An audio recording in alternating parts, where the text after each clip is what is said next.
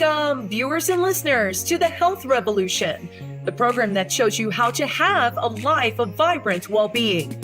In a world full of noisy health trends, we bring you clarity. In a sea of fads, we reveal the science-backed strategies that truly work. We explore physical strength, emotional resilience, and mental mastery. These are the keys to an enriched life. Join us for inspiring interviews with champions who Welcome, everybody, to the Health Revolution. We are so excited that you have joined us today. Today is a day where we get to truly dive into that emotional resilience and mental mastery. And I'm your host, Adriana Morrison, and we are thrilled that you are joining us. And no matter which way that you are tuning in, please remember, don't forget to hit the subscribe button at the bottom of your show notes. Remember, you have some important information about today's episode. And so that way you have your takeaways. Now let's get into it. So today we get a chance to really embrace and support those of you who are working moms. And this is something that as women, women have trailblazed in so many different ways across time. And there's a lot on our shoulders and we are the glue that binds in so many different directions. I am thrilled to introduce to you my guest for today to have that conversation. First, let's go ahead and let's take a look at this. Meet Dr. Susan Landers, a compassionate neonatologist and a mentor for working moms facing burnout. Having navigated the demanding realms of newborn critical care for over 30 years while raising 3 children, Dr. Landers is a beacon of strength and resilience for women balancing career and motherhood. Her experiences have inspired her to guide working mothers through their challenges, offering strategies to manage burnout and achieve fulfilling work-life integration. Dr. Landers' commitment extends beyond the NICU. Through her influential social media posts, newsletters, and blog, she empowers mothers with practical tips and breakthrough approaches to thriving in both their professional and personal lives. Her book, So Many Babies, My Life Balancing a Busy Medical Career and Motherhood, is not just a memoir, but a resource, equipping women with the tools to navigate motherhood and careers with confidence. She also wrote the ebook, Master Your Mom's Stress, a resource guide for moms everywhere. I'm thrilled to have Dr. Susan Landers on our show. Susan, welcome. How are you? Oh, Adriana, I'm well. Thank you for that beautiful introduction. How kind. Well, I mean, you certainly a woman who has just demonstrated what it means to step into so many levels of strength. And I gotta tell you, it's inspiring to see all that you've done. And I love the fact that you've been in the field of medicine, but also, motherhood and your path to motherhood is something that you've been able to integrate and feel good about all that you've done. How were you able to do that? Let's just dive right into that. Well, it was no easy feat. First of all, any working mother knows that balancing a full-time job and raising a family is difficult. I'll be the first one to tell you how hard it is. I was trained as a pediatrician and a neonatologist after medical school. I moved from South Carolina to Texas, where I had terrific training at big children's hospitals. And I became a neonatologist before I got married and had children. So my love of medicine and my love of working with mothers and babies in the NICU, love of critical care really was embedded in me deeply. But I also had this Southern cultural upbringing that to really be a woman, you had to get married and have a family. And I guess that comes from our American culture. Maybe it's a little more profound in the Deep South where I was raised in South Carolina. But I always thought that being a doctor, an accomplished neonatologist, was not enough. I wanted to get married and had kids. So after I finished all my training, my first year into being on the faculty at Texas Children's Hospital in Houston, I met and a couple of years later married my husband, who is also a physician, a pediatric nephrologist. He takes care of children with kidney diseases. So we were very compatible. I'm kind of a high energy, intense, critical care kind of person. And he's more of a laid back, take it easy, chronic care. Oh, we'll get to that eventually kind of person. And so we were balanced well from the get go. We decided to have children, and I didn't have my first child until I was 34 years old. So, for all those women out there worrying about whether their biologic clock is ticking and are they going to make it having kids, I had one at 34, one at 37, and one at 40. And as I told my 32-year-old daughter just last month, you have plenty of time to have a baby, honey. It's fine. Just finish your degree. Having a baby will come when you're ready. But it's most important to get your feet under you with your professional training. That's what I believe for women who want to go into the healthcare industry, whether it's nursing, medicine, psychology. My daughter is studying to be a psychologist. So I had kids after I was an established neonatologist. I also had lots of friends that were established pediatricians and pediatric specialists. We talked, we shared. We shared not only baby showers and play dates, which were few and far between, but we shared problems in the hospital, at lunch, at the table. How do you deal with this? What is your kid doing with that? What preschool are you interested in? Are you going Montessori or traditional? We shared everything. I had 6 or 8 good buddies who also worked at Texas Children's, and we supported one another in a way that was wonderful. And I think one of the problems with women today is they're a little more isolated than I was back then. And they're not with each other as much. Maybe they are at work with work colleagues, but I think it's a difference being on social media than it is being in person.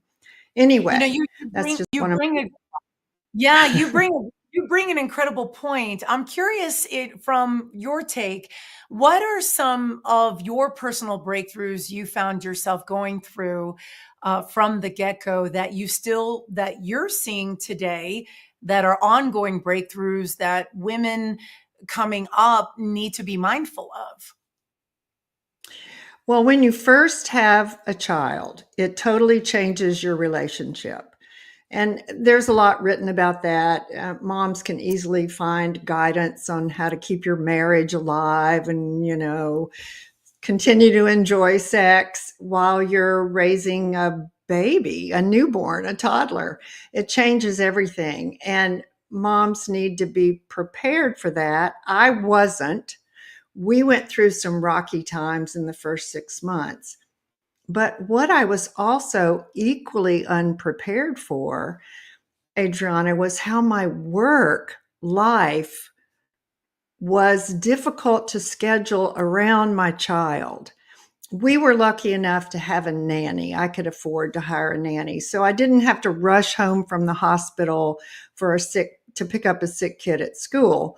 I had somebody there to take care of him or to meet me at the pediatrician's office when I needed to take him to see the doctor. Oddly enough, I did all the childcare arranging, all the pediatrician visits, the pediatric dentist visits.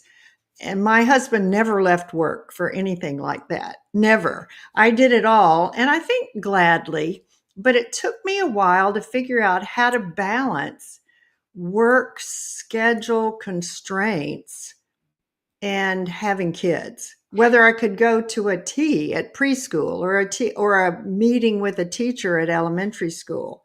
I had to learn how to balance my schedule, trade off days in the NICU, get somebody to cover for me when I had already seen my patients and needed to rush home at noon. That's hard to do when you're working full time and something comes up with children and family, especially an emergency. You have to leave work sometimes. Many of us are stuck, like nurses who are working a 12-hour shift are stuck at work, but they have to have a plan for who's going to pick up the sick kid at school, who's going to meet you at home, who's going to take care of them until you get home at 7 p.m. So, learning how to coordinate my schedule, learning how to balance my work schedule, which was really heavy, with my home life, childcare schedule was huge. And I think all working mothers struggle with that.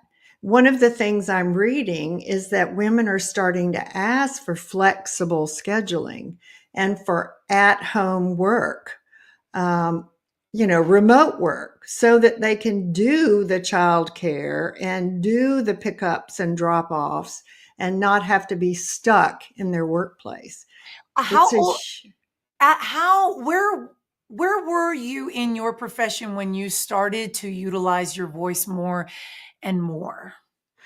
Well, after I had had 3 children, and my husband wanted to move to a new city for a better job for him.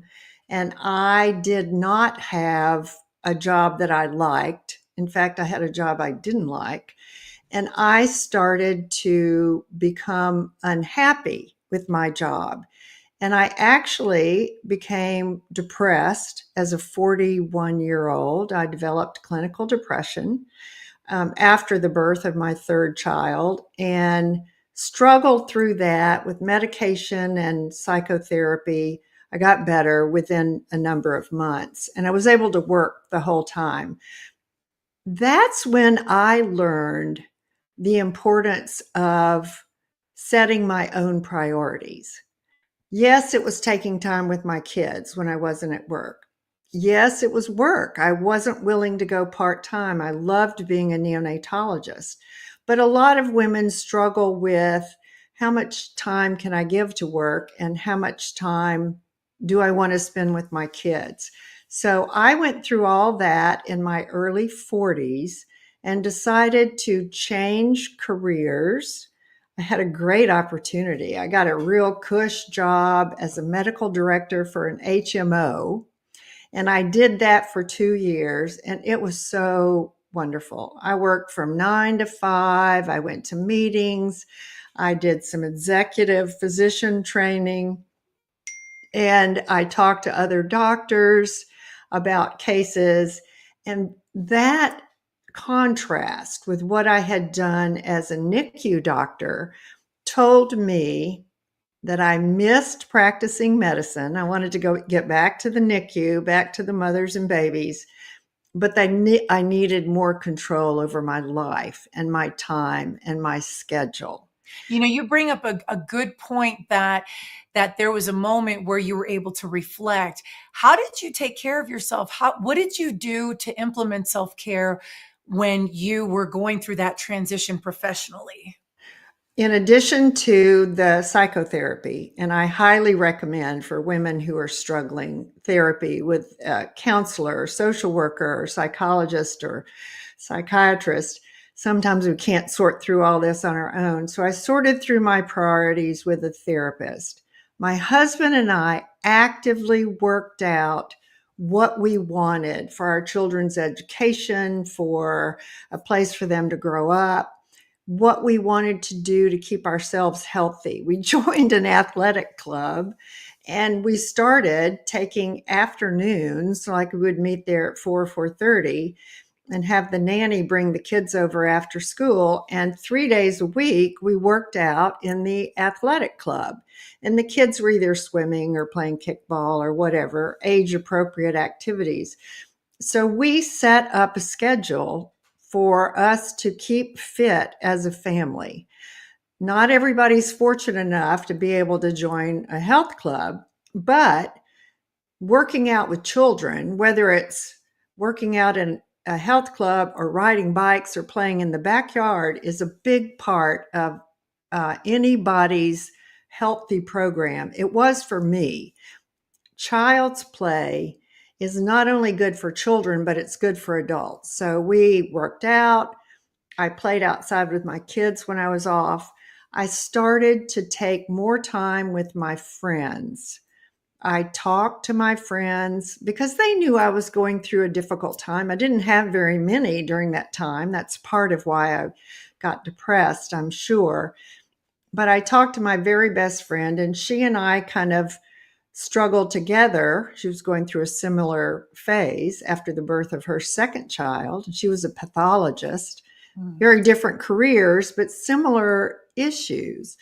And so we helped each other by sorting through what we wanted, how much we wanted to work, how much we wanted to be a mom, how much mom guilt we had. Her husband was also a physician, so we knew about this constant pull of who's on call, who's going in, who does what. And I think any couple where both couples work has to deal with whose job is more important, who goes in, who makes more money, who takes care of the kids, who's running the house, who's going to the orthodontist with them next week. Those issues are really universal, not just for pediatricians and neonatologists, but all moms have to deal with who takes the kid to the pediatrician when they're sick with the flu or And whatever. and you bring up a good point, because neonatology, that just, I can only imagine how enriching that is to change lives, but also how demanding. And then let's be real about the path that women have taken across time, that Mm-hmm. for us to really be a force to be reckoned with and to be seen at the same level of a man of that profession or of similar level of profession, what helped you really put your foot forward and hold space as someone who is truly representing, but you don't undermine the essence of you being a woman, but you and your worth? What helped I, you to find that? I have a great anecdote to tell you and your listeners. The short answer is my personality, my drive as a physician, my caring about my patients is always at the forefront. And anybody who feels fulfilled in their work wants to do a good job. It's not just in medicine or healthcare. If you're an attorney or a physical trainer, you want to do a good job and you want to be seen as competent. I joined a group of 8 men when we moved to Austin, Texas, several years after my episode of depression. I was the only woman in that group. Now, I knew a few of those men from my training, and they knew who I was, but they didn't know me as a mom. They knew me as a neonatologist. I joined that group. They were meeting at 7 in the morning and working in the NICU until 6 in the evening. And they were all married to stay-at-home moms, lovely women, but none of them were working. And after about 6 months, I said, "Hey guys, if we could just maybe start at 8 and end at 5 instead of 7 and 6, I could see my kids a little more because I have to get up at 6, get them on the bus, get them up at 6:30 for them to get on the bus at 7. I leave the house to get to the hospital by 7. I can't do it. I can't even get my kids off to school. And if I get home at 6 or 7, they've already been fed and they're almost ready for bedtime." So I said, "It's kind of just a mom thing. Can we try it?" We tried starting at 8 and checking out at 5. That meant the night person had a longer shift, but it was only longer by 2 hours, 1 hour. Within 3 months, several of the young partners came up to me and said, "This is amazing. We like this. We like seeing our kids before we go to work. We like eating breakfast with our children. We like eating supper with our family." And I went, "Duh, I mean, it's a family thing." It's not just a mom thing. And so, for your listeners, I had to prove myself as a good doctor. And then I had to say, hey guys, what about could we maybe change? And it's this notion of men really do not understand how women carry this kid worry in their heads while they're at work. Um, did they get to school with the paper, with the diorama, with the project, with the right soccer uniform? I mean, we are always thinking about all of these issues that relate to raising children and having a family. And we're also rushing off to work and doing our jobs and taking care of patients for me. So And this my is and this is we're gonna hang tight one second. We're gonna go ahead and take a commercial break. We will be right back after this. Don't go anywhere. We will be right back after this.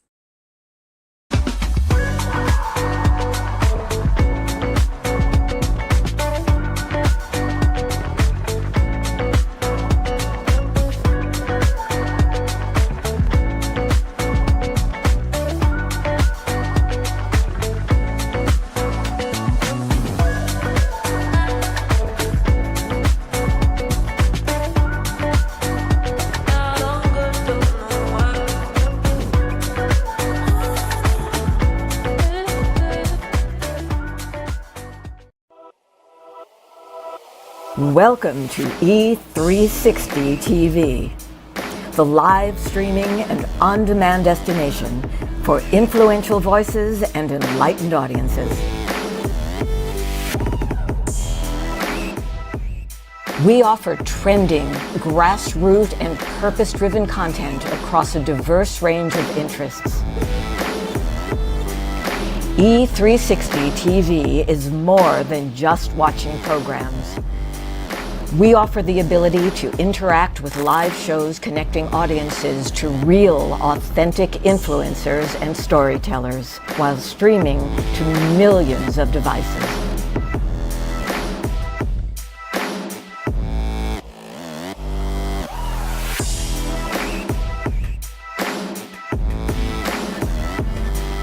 Real experiences. Raw conversations. One destination for it all. E360 TV.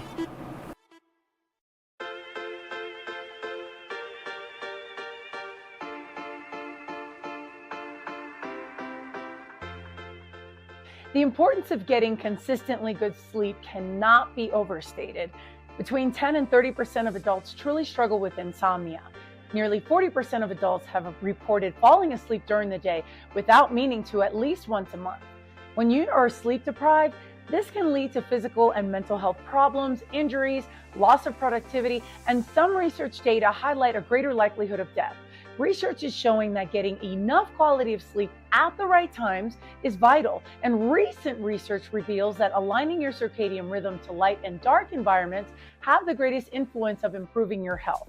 For some people, this can be truly tough based on schedules and working hours. We can still do everything possible to improve our sleep. Here are some habits that can help you get better sleep. Number 1, stick to a sleep schedule. Be consistent and when you start winding things down for the night. Number 2, make sure that your bedroom area is quiet and dark and at a comfortable temperature for you. Number 3, commit to turning off all electronic devices such as computers, smartphones, TVs by a certain time. Number 4, limit your daytime naps. And number 5, make sure you're getting consistent exercise. It may take some time for you to transition to a better sleep pattern, and I encourage you to stick with it long enough until it becomes a habit. And this is your Fit Bite for today.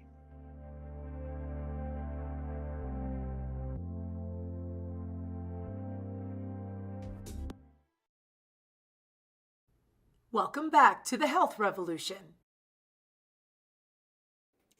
Welcome back to the Health Revolution. I'm your host, Adriana Morrison. My guest today, Dr. Susan Landers. She is a retired neonatologist. She's an author and a speaker, and she helps to empower so many women to really, in the role of motherhood, to really amplify and forge the right path that optimizes their life. You know, Susan, we were talking before the break. You brought up several scenarios in which you really utilized your voice and you were able to cultivate that right conversation to create better space for you and your family and your inspiring colleagues. Now, I got to thinking, you've been open about saying that you've had bouts of depression throughout the while.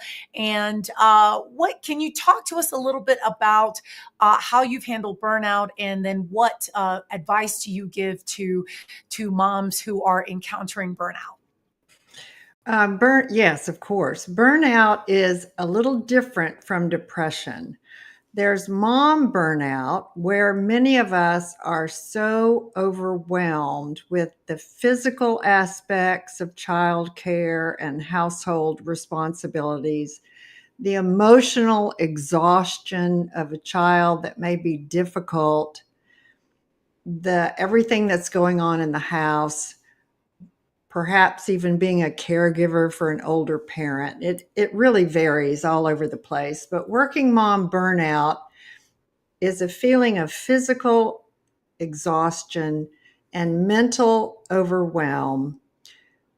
We're somehow related to a child or a spouse or something in the family. It's not necessarily related to work, although work adds stress to this situation. Working mom burnout, often the mom, well, there are two types really. There's one where the mom has trouble with a particular child, and there's a different type where moms feels too much stress at work, and that affects everything going on with the family. But what happens is the mother dissociates herself or distances herself from either her work or that particular difficult child. And when mom feels like she's not doing a good job, either at work or as a mother, that's a sure sign of burnout. So, physical exhaustion, emotionally overwhelmed, distancing yourself from your top priorities, work or child or husband, and then feeling like you're failing, like you have no agency. What you do no longer matters. That's the essence of mom burnout. And I don't think that's different from clinical depression because it has to do with other people and their influence over you. I had mom burnout when my youngest was a teenager. She was terrible. She was rebellious at age 14. She wrecked cars at age 16. She skipped school. She got tattoos. She drove out of town to meet a boyfriend. I was going crazy. I mean, my other two children had been pretty easy. This one was like a teenager from hell, and I hated her. I had to tell a therapist, I can't believe this. I hate my teenage daughter. And she said, well, you know, she's just being a rebellious teenager, and you need to learn how to not fight with her. And I went, what do you mean? Because I'm always a very eager to get into conflict kind of person. I solve problems. That's what you do in the NICU. You solve problems for a living. You take care of sick patients, and you explain things to parents, and you get things fixed. I couldn't fix my teenager who was really acting bad. And so the therapist said, you have to learn how to not fight with her, how to walk away from her when she's triggering you. Again, I went to a therapist to help me professionally learn how to interpret what my teenager was doing and how it involved me. She was saying things to me, back talk and sass, that would get me going. Like, well, you're never here, and you're a bad mom, and you work too much, and you care more about your patients than you care about me. or us. And when she said those things to me, I would get all riled up. And so I had to learn, with the help of a counselor, a therapist, to take deep breaths, either walk away from her and say, I need a minute, I need to go calm down, or not fight with her. So working mom burnout can affect any of us at any stage of our working mom life. Whether it's a difficult child or a teenager from hell, we have to recognize that when we're pulled into so many directions, we're trying to do a job, we're trying to be a mom, that is just more emotional stress than we can handle. So based on that experience, and based on talking to new moms in my practice, I started to become more of a mothering advocate. I've always been a huge advocate for mothers, a big champion of breastfeeding and supporting normal newborns and normal child health. But as I entered the end of my career, I wanted to speak out more as a mother advocate. And after I retired, I wrote a book about my experience so that other women would know, here I was, an accomplished person, how difficult a time I had making it all work. I wanted other people, other working mothers, to know it's difficult to work full time and raise 2 or 3 kids. It's difficult to take care of yourself. You have to make self-care a priority. I had to schedule yoga sessions with a friend. I had to get a physical trainer. And it totally is. It's something that, I love how you say that, because this is something that, we have to keep in mind. And when you were talking about the fact that that teenagers can do this, I'll tell you, there have been times when I've thought I'm about to lose the Mom of the Year award, 100%. But talk to us about your book. I know you've written, there's 2, so I'd like to talk about the first one, and if we can bring up the slide, we're going to definitely go ahead and do so. Talk to us. How did you get the inspiration to write it? The backstory behind it. Tell us more about that.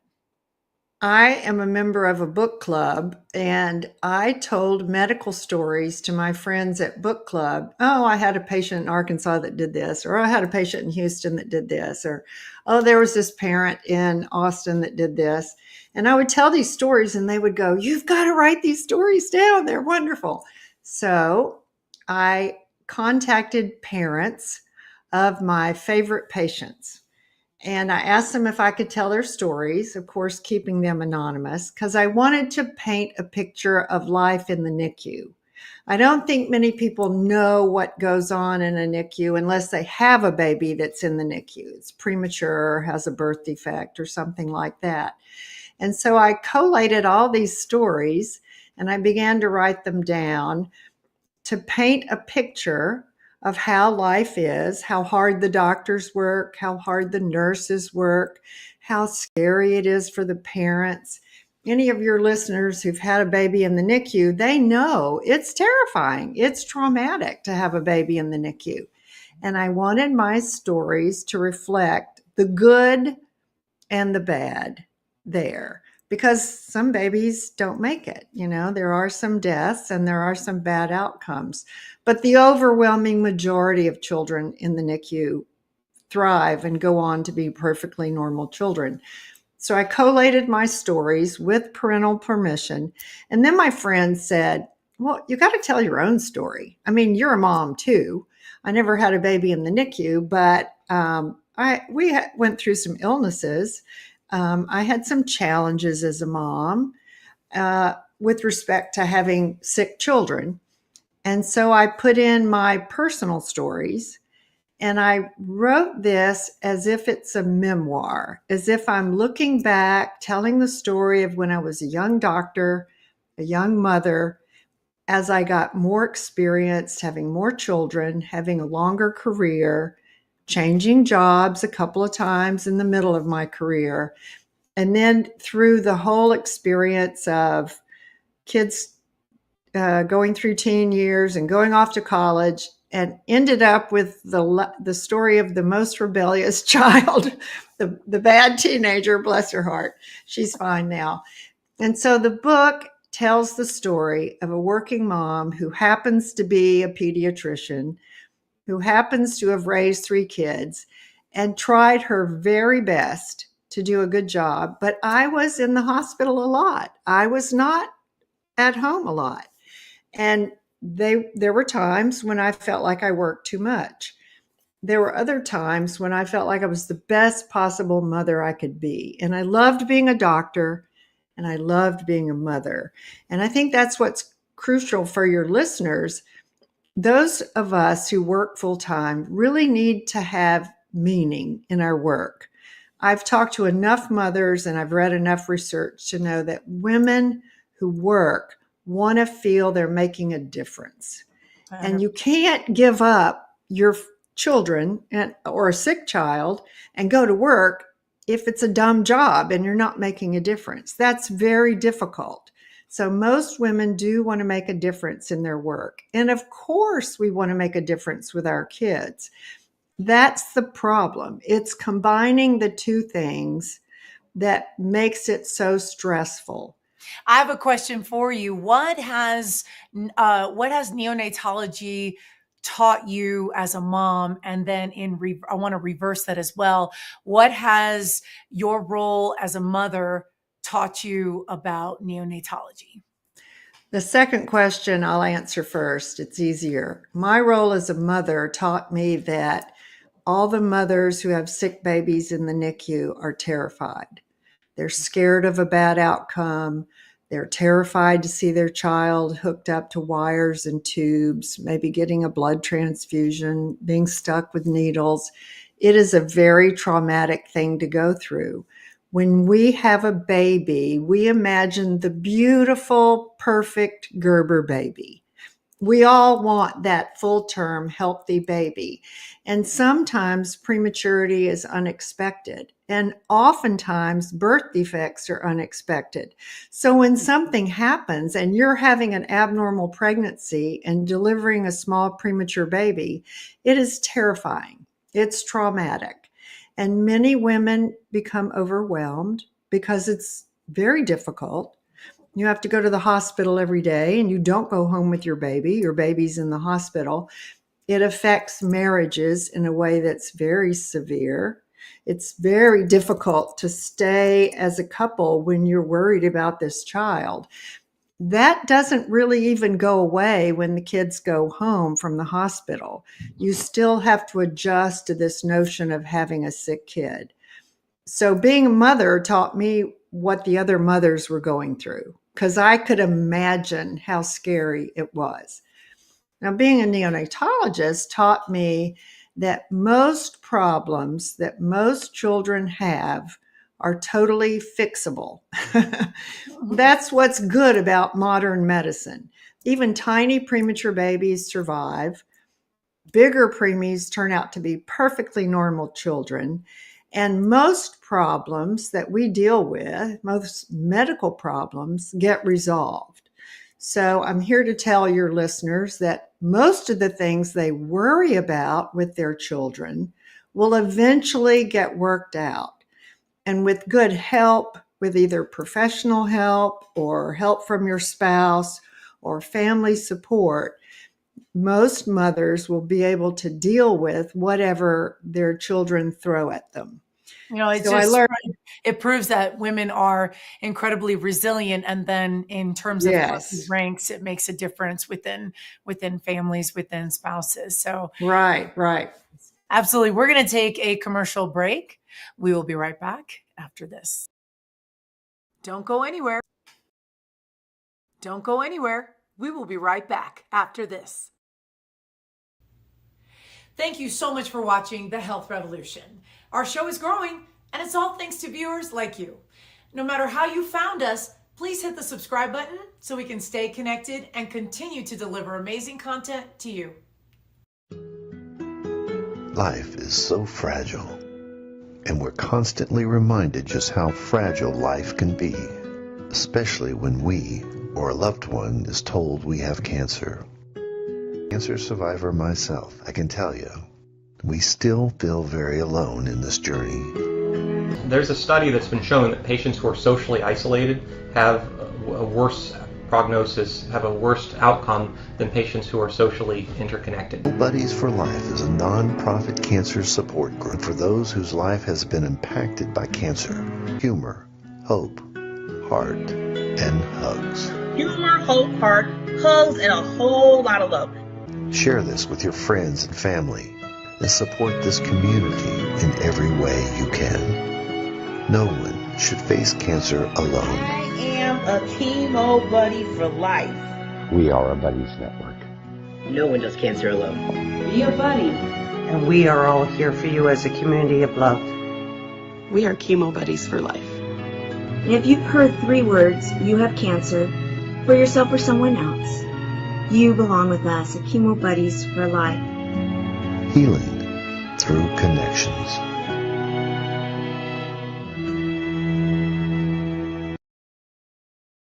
And now we want to give special thanks to Biomed Mobile IV for sponsoring the Health Revolution. Biomed Mobile IV is Colorado's top mobile IV therapy service, servicing throughout the state of Colorado.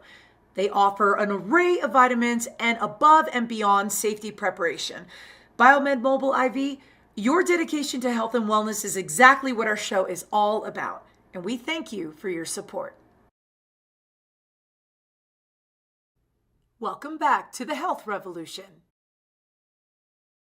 Welcome back, everybody. My guest today, Dr. Susan Landers, retired neonatologist, author, speaker, and a woman who empowers moms everywhere. Let's talk about your second book. Can you, when did you feel like you needed to continue on as author? What inspired you, and what can we know about this book? When I started to talk about my memoir and visit with folks on podcast, I was always asked about how do regular mothers help themselves, maintain themselves, provide self-care? How do they deal with their stress? And I was asked, how did I deal with it? Because I was in a stressful job and had children who had various problems throughout the years. And so because I was asked so many questions about the stress response, how we're stressed at work, how we're stressed at home, I wrote a short ebook to explain that stress and to examine the stressors in our working mom lives, so that this would be a short, helpful guidebook for working mothers. In it, I describe not only the stress response, but how much our other activities stress us out. Household chores, 70% of us are running the household without help from our spouses or partners. Social media adds stress to our lives. We're in a culture of comparison, and what we're seeing on social media stresses some women. It's not normal. It's not typical. It's all curated. And I watch my daughters scroll through their phones and I say, what are you looking at? And they say, other mothers. And I'm going, that's not typical. They're not showing you their messy house and they're not posting on their bad days. And she said, well, we know maybe. And, I know they only post on their good days and cute pictures. And so I talk about things that give moms an abnormal message of having to be perfect. None of us are perfect. We're all stressed at work. We're all stressed by our children, sometimes our spouses or partners. And in the book, I go through how your work affects you, how your children and family can affect you, and effective ways that I used over the years to get better. I've already mentioned therapy and exercise, which are huge. Exercise has always been big for me. And now I'm into Pilates and bar, and I still walk a lot. I used to be a runner. You can do something simple like walk around in your neighborhood and get out into nature. A lot of women don't know that being in nature, being around green things, is calming and removes stress and helps dopamine. And I talk about things like having support from your friends, talking with your friends, laughing, sharing experiences. Our social media connected culture has encouraged women to be together less often. I talk about the importance of having colleagues at work. All of us share our stories with other women. And if you have colleagues at work where you can share your story, it helps so much, especially if you're working in a male dominated field. I talk about the ways that I tried to use meditation and effectively use journaling to help me manage my stress. I keep a gratitude journal still. I tried journaling when I was busy, and sometimes I didn't have time for it, but I used other methods to take care of myself. And so this short little ebook that I offer for moms, Master Your Stress, teaches them the major ways that they get overly stressed, whether it's from work or children or family, and the major ways I use to get out of that, to recover from that, to take care of themselves. And I think you bring a great point, because physiologically speaking, and I know you already know this, just being a physician, that cortisol levels can have such a profound effect on the adrenals, especially if they've been chronic for a time and we're under that constant stress. So it's great that we're having more conversations about how being stressed out, that it's not a good thing. It's not fight or flight in the moment, but we do have to address it to be in a better position at some point. Yes, chronic stress is a killer. And sleep deprivation is too. And when I took call at night in the hospital, I would come home the next day and have to take a nap to stay alive. I remember when my youngest was little, she would say, "Mommy, why don't you talk to me before you take a nap?" And I would say, "Honey, I'm so tired. I've got to just take a nap. And then I promise you, I will give you my undivided attention." She and I talked about that again recently. And she said, "As a kid, I didn't really understand that." And I said, "I know that's so hard to understand, but sometimes you're so stressed and you're so tired that you need to sleep." And the other thing that's going on with young working women today is they're not sleeping well. They're not using their off hours, probably too much scrolling on the phone, but sleep is just as important as self-care. And I'll tell you another thing I learned. I don't know if I mentioned this in the Master Your Stress book. I learned that when I came home kind of tired, kind of stressed from work, I would pour up a glass of wine and drink a glass of wine, 1 or 2 glasses. And I thought this was helping me to be less stressed, when in fact, I think in retrospect, it was really just kind of numbing my feelings. Yeah. I'm here to tell you, alcohol is not a good way to manage stress. I agree.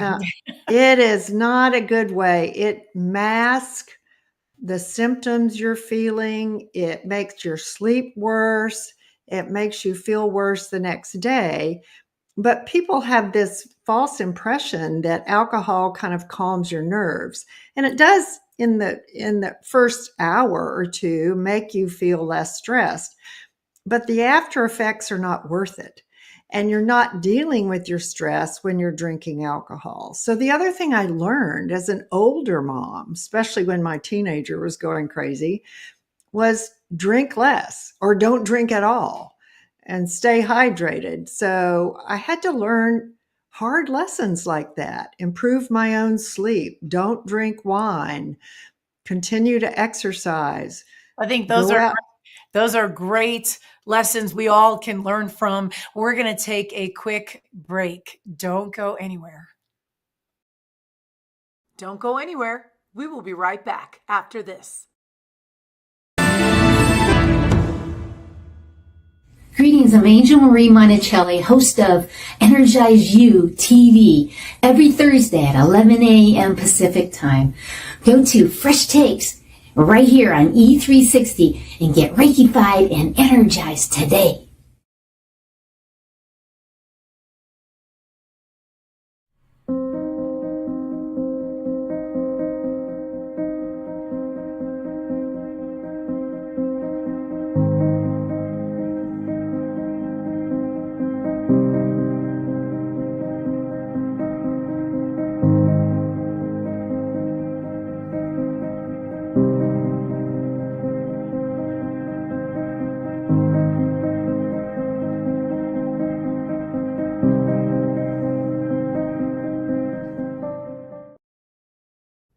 Welcome back to the Health Revolution.